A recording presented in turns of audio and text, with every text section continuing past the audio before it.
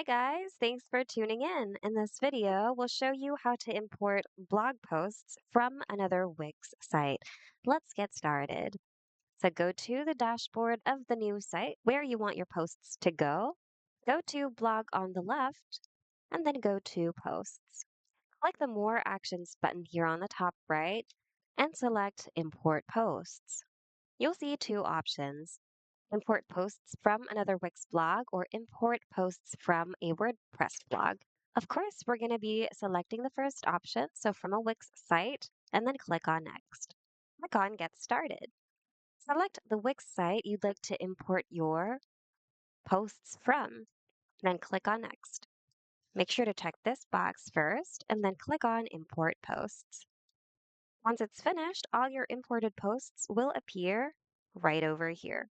And there you go. Hope this video was helpful. If you need more Wix tutorials? Check out our channel and consider subscribing as well. Thanks for watching and see you guys in the next video.